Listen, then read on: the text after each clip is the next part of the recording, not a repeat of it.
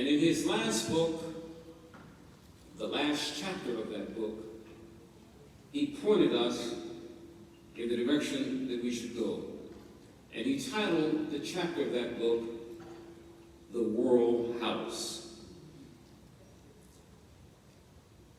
We have taken that pretty seriously in this country, and people, when asked, might say, I'm a global citizen. What they really mean is, I have planetary interest.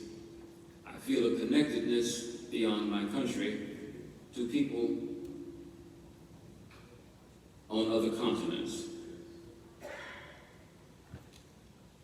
But an interesting thing happened here in the chapel. For many years, decades, we had on the balcony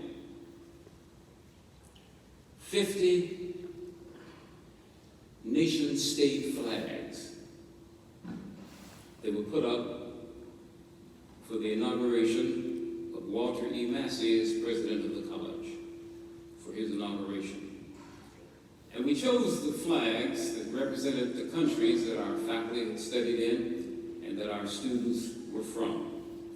And a few flags of those who have been honored here, like Prince Azan of Jordan. But on the day of the crown form of the Otis Moss Jr. and the Otis Moss III oratorical contest, the students were giving their orations.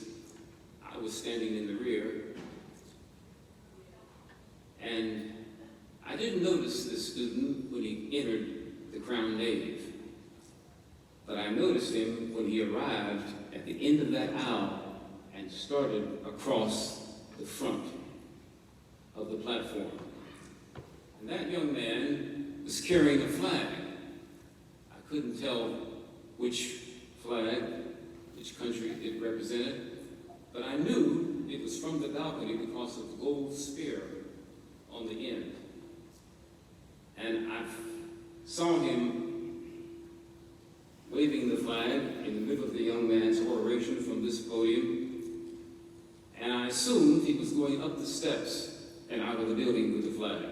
I assumed he was stealing the flag.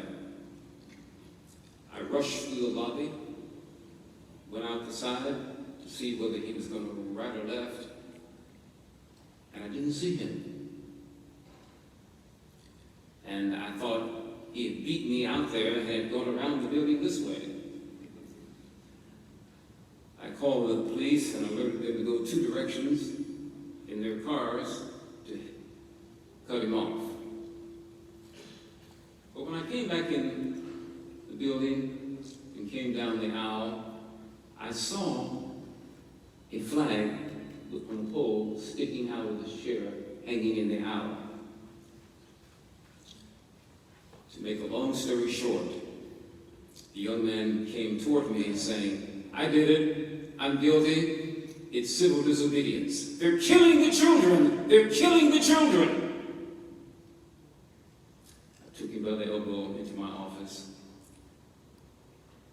and I called the counseling office, but they didn't answer, so I then called the police, and 5 officers came.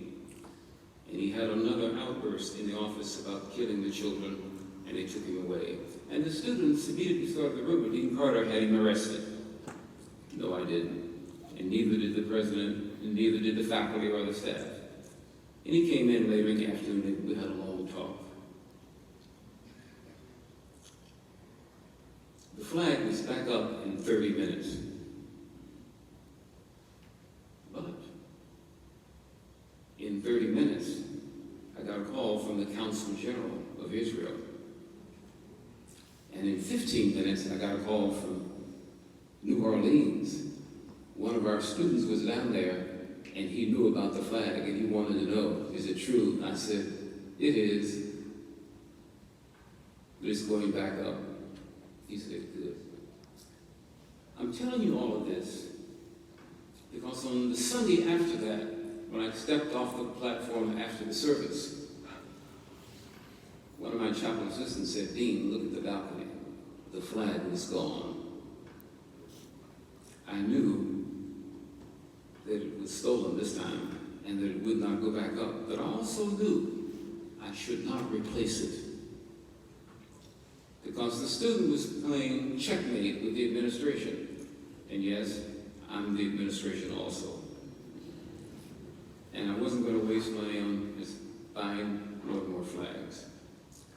So I called the president and told him what happened and told him what I wanted to do, and he agreed. Take down all of the flags because they were sending the wrong message. The name of the chapel with international in it wasn't doing what we thought it was going to do. Its nations are simply national states whose sovereignty is propped up by militaries. And we are coming from a nonviolent place. And so I said to the president, I want to take down all the flags and put up 50 United Nations flags. And we already have 7 flying around the tower, honoring Howard Thurman out there, the obelisk. And we have one sitting on the stage, which traditionally sits back there, and I brought it up here for this nonviolent cosmic World House Assembly. Why the UN flag? Because I think it is a nonviolent cosmic World House flag. It has the globe on it, you can see the comments. It has olive branches on both sides for peace. And of course, I think I'd be right if I said you think the blue is for the sky. Think bigger. The blue is for the cosmos. It's for the universe. We are moving from being global citizens to being cosmic citizens, universal citizens. Why? Because if you don't become a cosmic citizen, you will never assume the responsibility for addressing global warming. Please hear that. I could illustrate that powerfully, but I think my handlers are saying your call to assembly is too long. I see Henry Goodgame sitting on the front row, giving me the evil eye. And so, we welcome you to this house, the Cosmic World House, because the World House is in the cosmos. And we hope you will go spread the word that this is the nonviolent, cosmic World House Dream Center.